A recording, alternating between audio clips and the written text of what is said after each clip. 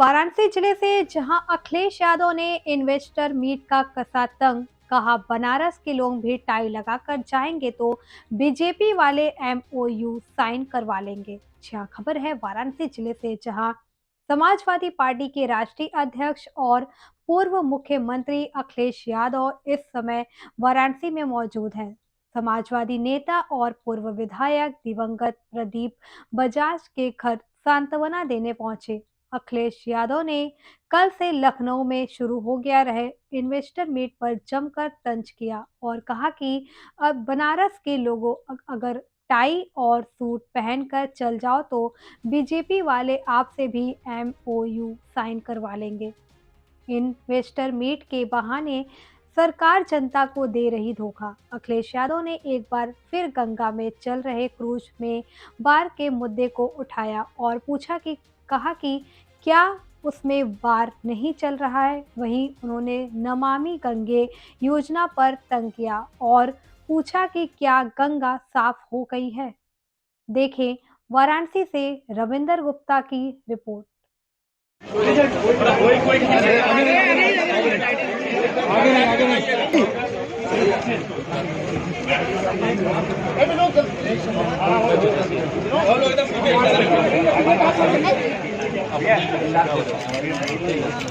भैया भैया गार्ड साहब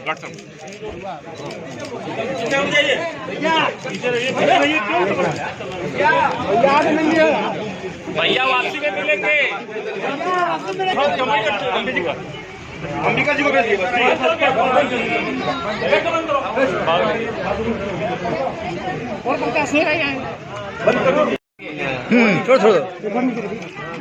बजाज जी से बहुत पुराने संबंध जहाँ नेताजी के थे, मुझे याद है कि नेताजी ने मेरा परिचय प्रदीप बजाज जी से कराया था और जब से परिचय हुआ लगातार वो राजनीति में कई मौकों पर सुझाव देते रहे।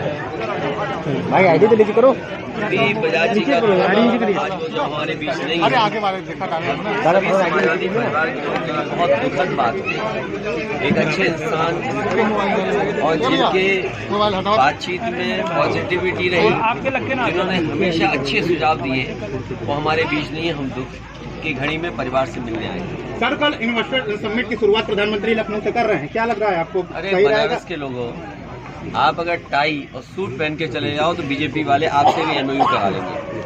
विधानसभा में चाचा जी का विधानसभा में चाचा जी का भी आपका साथ रहेगा, क्या कहेंगे? ये जो इन्वेस्टमेंट मीट है, इन्वेस्टमेंट मीट के बहाने केवल जनता को धोखा देना है।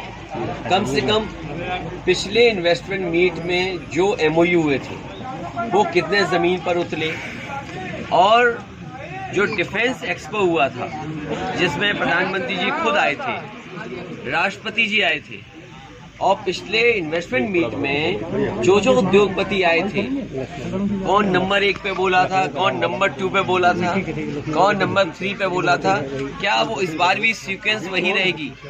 और फिर जब पहले नहीं आया कुछ इन्वेस्टमेंट तो कैसे उम्मीद करोगे कि अब इन्वेस्टमेंट आएगा?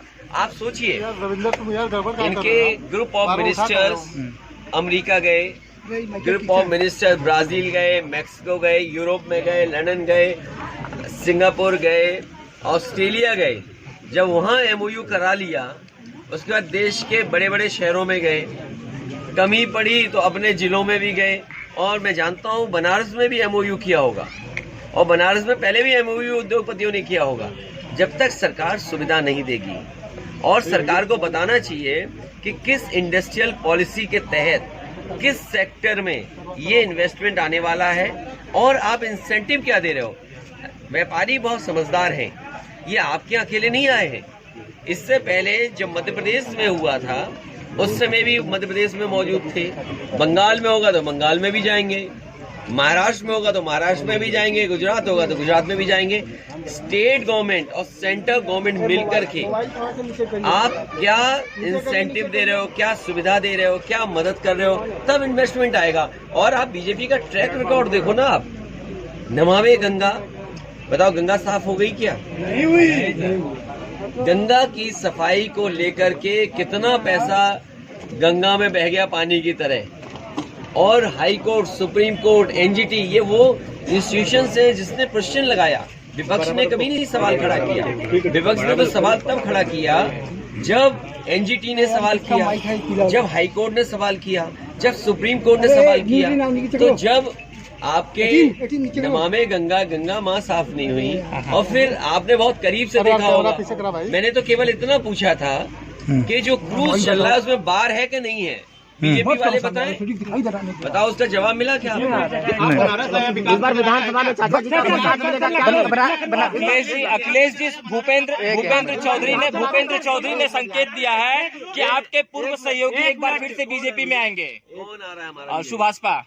सुभाषपा प्रमुख। अरे तुम क्यों इनकी बातें करते हो? नहीं, उन्होंने संकेत दिया है आपकी विरोधी पार्टी के साथ विधानसभा वापस आ में रहे हैं। इस बार विधानसभा में चाचा जी का साथ मिल रहा है आपको, किस प्रकार? वो जो अब पार्टी में आ गए हैं, शामिल हैं और पार्टी के संगठन में हैं, इसलिए उसमें बहुत चर्चा नहीं। सवाल ये है क्यूटो बना के नहीं बना, नजर आया कि नहीं क्यों? नहीं मैंने तो आपको कहा था कि अपने पत्रकार साथियों को मैं सरकार में रहूंगा तो लेके जाऊंगा। अब मेरी सरकार नहीं बनी तो आप भी फोटो में देखो, गूगल करके क्यूटो तो लखनऊ का नाम लक्ष्मण नगर करने की बात समाजवादी लोग सरकार में आए होते तो आपको मैं फ्री क्यूटो ले जा रहा था, याद कीजिए प्रेस कॉन्फ्रेंस में कहा था, क्योंकि सरकार में हम आए नहीं है। अब आप गूगल करके देखिए क्यूटो कैसा है और आपका वर्णन। अखिलेश जी लखनऊ का नाम लक्ष्मण नगर का जा रहा है। लखनऊ के साथ गाजीपुर और बहराइच का भी नाम देखिए बीजेपी से ज्यादा धोखेबाज पार्टी कोई नहीं। लोक भवन बनाया समाजवादी सरकार ने, लोक भवन जहाँ मुख्यमंत्री जी खुद बैठते हैं वो बनाया समाजवादी सरकार ने। नेताजी ने उसका उद्घाटन किया था। अपने नेता पूर्व प्रधानमंत्री अटल बिहारी वाजपेयी जी की प्रतिमा लगा दी, वो लोक भवन उन्होंने नहीं बनाया। जिस स्टेडियम में शपथ ली मुख्यमंत्री जी ने और अभी क्रिकेट का मैच देख रहे थे, ये बताओ क्रिकेट मैच देखने जाओगे आपको पता ही नहीं क्रिकेट मैच में नो बॉल क्या होती है, स्टंप कितने लगाए जाते हैं, स्टंप के बीच में दूरी क्या होती है, पिच कितने यार्ड की होती है, आप कुछ पता ही नहीं, बस मैच देखने गए थे सर। ये समाजवादियों की देन थी जिसकी वजह से आपने मैच देखा। लक्ष्मण जी की प्रतिमा लगाई गई है एयरपोर्ट पे। संकट मोचन जा रहे अरे जो प्रतिमा आपने देखी नहीं, मैंने तो ट्रक में आते हुए देखी अपने पथ पर। समाजवादी पार्टी का बनाए हुआ एक्सप्रेस वे पर वही मूर्ति आती हुई हमने देखी। नाम बदलने की बात हो रही है लखनऊ मोचन में। जा रहे हैं, रामचरितमानस का पाठ करेंगे कि नहीं करेंगे? देखिए रामचरितमानस में बहस बहुत लंबी है, ये लड़ाई 5000 साल पुरानी है, ये लड़ाई चलती रहेगी। सपा लड़ेगी इस लड़ाई को, सपा लड़ेगी राजनीति कर रहे हैं आप। ये समाज में लगातार लड़ाई होती है। समाजवादी पार्टी क्या लड़ेगी? समाजवादी पार्टी जाति जनगणना पे लड़ेगी।